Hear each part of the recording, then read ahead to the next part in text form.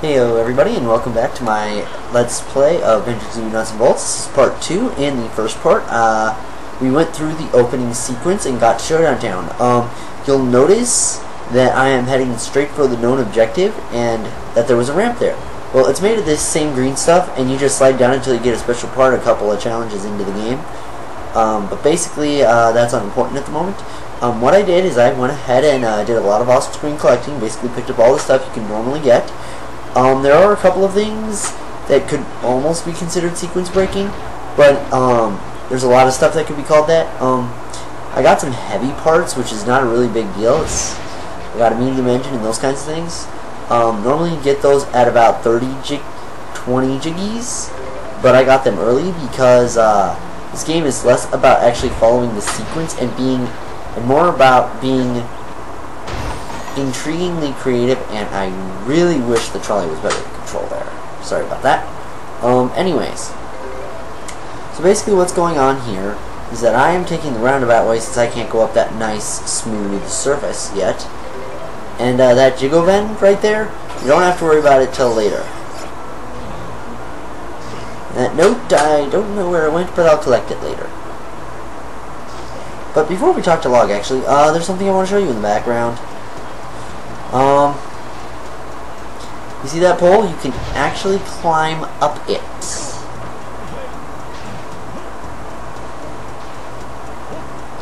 And up it is a good number of notes, a crate, and what is called a Jiggy tamper switch. What it does is it just basically says, oh, do you have a Jiggy? Yes, here's another Jiggy. We're actually not going to trigger that right away, like I said. That is only active once you have a Jiggy, and most of the stuff you have to do as Banjo in Showdown Town is way easier to do later game when you've bought the speed, stamina, and strength upgrades for Banjo, which allow you to increase his jump distance, height, blah blah blah, just because, you know, your base is better. Strength increases the number of times oh, come on, Let's Play Cursed, you really have to hit me in part 2. Anyways, strength upgrades how many times you can attack. Stamina is how big a beating you can take. If you max out the stamina, no matter how far you fall, you will never die of a fall. As you saw right there, you can actually use your attack to lengthen your jump a little bit and stop your descent. That is a nifty trick that can save you a number of times if you get shot out of your vehicle, which actually does happen a couple of times if you're not careful. So anyways, Log is actually very vain, which is, you know, kind of obvious considering he has a giant screen with his face on it, when his screen in his face is a screen. Anyways, so copper notes are worth 1, silver notes are worth 5, and gold notes, like the one I dropped, are worth 10. There are other new mechanics to this game besides the vehicle, and one is the tightrope sequencing. I can't quite recall if there were any tightropes in Banjo-Kazooie 1 or 2, but as far as I knew, if there were any, it was basically just walk across where you don't get hit. In this, oh come on, land on it. Land on it! Okay, I'll get it this time. Anyways, so you actually have to correct Banjo's balance in this version. If he starts to lean to either side, you hold the opposite direction until he corrects himself, and then you can continue forward. If you're leaning all the way, like what happens when you jump on, like I'm about to demonstrate here in a second. Sorry, controls on this screen are kind of tricky because it's really small when I'm recording. Anyways, yes, like I said, gold notes worth 10, and you'll see that I have like 100 notes right now. That is because of the off-screen collecting. That crate we will actually pick up later. I am just dropping that off.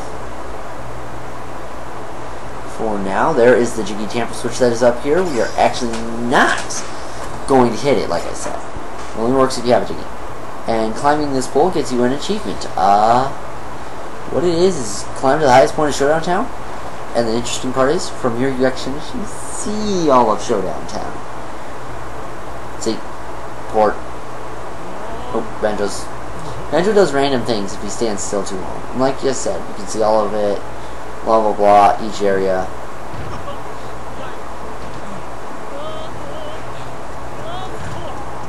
So we are going to go ahead and talk to Log now, and what that orb is that's how you unlock new areas. Now, mechanic that Mumbo mentioned was that you can summon your vehicle, but if you summon the vehicle on top of Log's tower, you end up back here behind it. So, I'm just going to let the music play through here.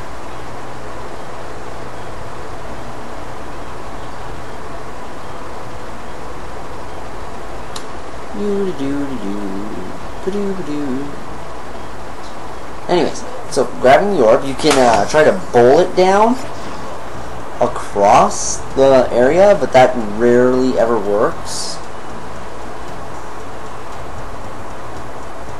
Let's see if I can't see where that box landed. I can get it on a later part. So, anyways.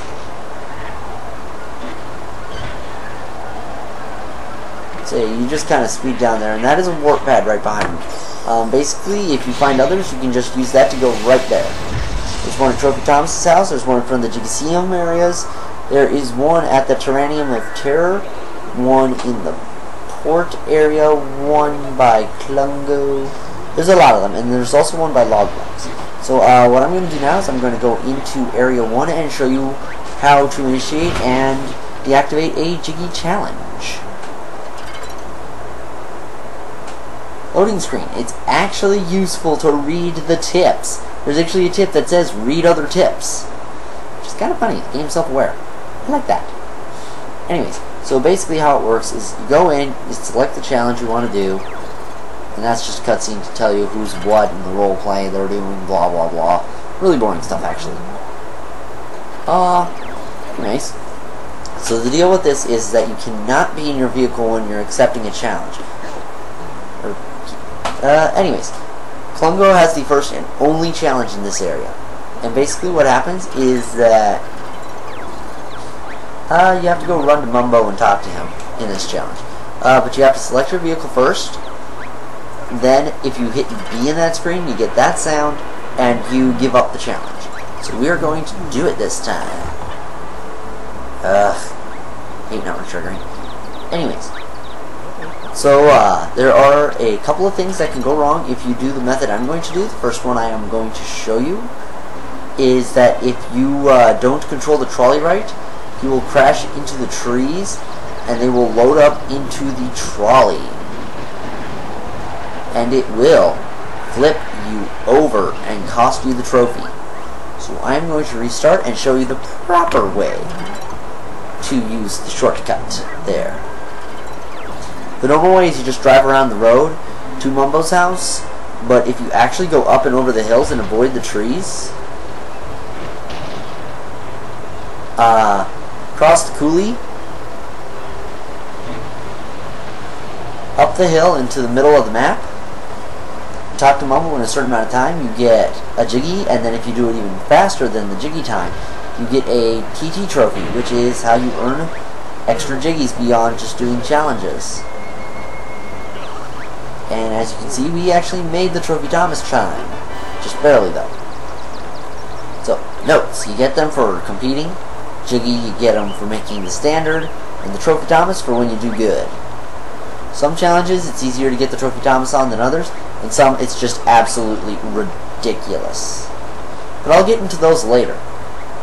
There's also a few other challenges you can do, but you really can't do them until later in the game. They're called Banjo challenges, and they require you to have a custom vehicle, which you do not right now.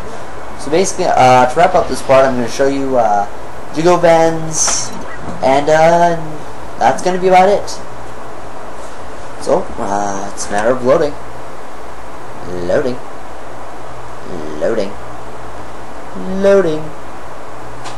Loading. Loading. And more loading. This game has very long load times. You'll get used to them in a little bit. And that was the controller falling. Anyways.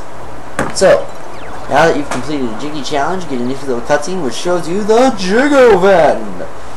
And Jiggovends, they store all the Jiggies you earn in challenges. And you just basically drive up to them, dispense them into the cart, and then carry them to the Jiggy Bank, which is located in the center of Showdown Town, which is that big giant thing right behind us.